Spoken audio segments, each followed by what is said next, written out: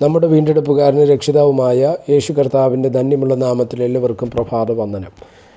റോമർക്കെഴുതിയ ലേഖനം 5-ാം അധ്യായം അതിൻ്റെ 10-ാമത് വാക്യം. ശത്രുക്കളായിരിക്കുമ്പോൾ തന്നെ നമുക്ക് അവൻ്റെ പുത്രൻ്റെ മരണത്താൽ ദൈവത്തോട് നിരപ്പ് വന്നു എങ്കിൽ നിരന്ന ശേഷം നാം അവൻ്റെ ജീവനാൽ എത്രയധികമായി രക്ഷിക്കപ്പെടും. ഈ വാക്യങ്ങൾ അനുഗ്രഹീതമാണ്. അപ്പോൾ തന്നെ ഏറ്റവും പ്രസക്തമായൊരു ചിന്ത ഇന്ന് പ്രഭാതത്തിൽ നിങ്ങളുമായി പങ്കുവയ്ക്കുവാൻ കർത്താവിൽ ശരണപ്പെടുകയാണ്. നമ്മുടെ വീണ്ടെടുപ്പ്, നമ്മുടെ രക്ഷയ്ക്കും കാരണമായി തീർന്നത് പുത്രനായ ക്രിസ്തുവിൻ്റെ ക്രൂശ് മരണമാണ്. ആ മരണത്തിലൂടെയാണ് അകന്നിരുന്ന അല്ലെങ്കിൽ ശത്രുക്കളായിരുന്ന നമ്മെ ദൈവത്തോട് നിരപ്പിച്ചത് യേശുവിൻ്റെ ക്രൂശ് മരണമെന്ന് കൃത്യമായിട്ട് നമുക്ക് മനസ്സിലാക്കുവാൻ തക്കവണ്ണം കഴിയും, അല്ലേ?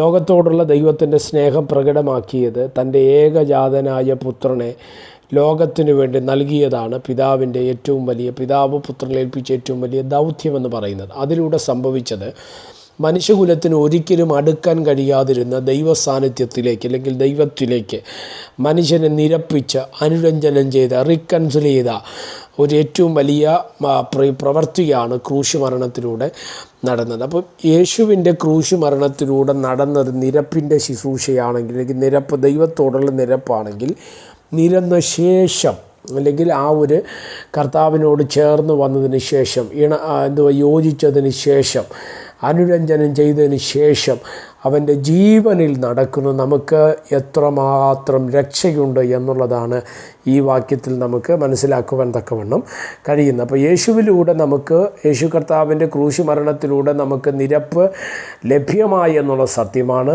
എന്നാൽ നിരപ്പിനകത്ത് വന്ന് നമ്മൾ സ്തോത്രം യേശുവിൻ്റെ ജീവനോട് ചേർന്ന് നടക്കുമ്പോൾ അത് നമ്മുടെ ജീവിതത്തിന് അധികം രക്ഷയ്ക്ക് കാരണമായി മാറുവാൻ തക്കവണ്ണം ഇടവരുന്നു.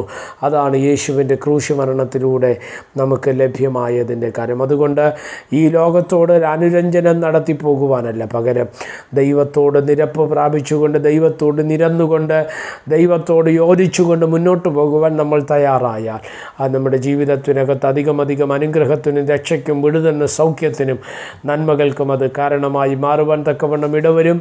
സ്വർഗം അതിനായിട്ട് നമ്മളെ സഹായിക്കട്ടെ. പ്രാർത്ഥിക്കുക. പരിശുദ്ധനായ ദൈവമേ, സ്വർഗീയ പിതാവേ, ഈ സന്ദേശത്തിനായിട്ട് സ്തോത്രം. ഈ സന്ദേശം കേൾക്കുന്ന എല്ലാ പ്രിയപ്പെട്ടവരെയും അവിടെ നിന്ന് അനുഗ്രഹിച്ചാണ്. എല്ലാവിധ നന്മകളെ കൊണ്ട് നിറയ്ക്കും. മഹത്വം അങ്ങേക്ക്.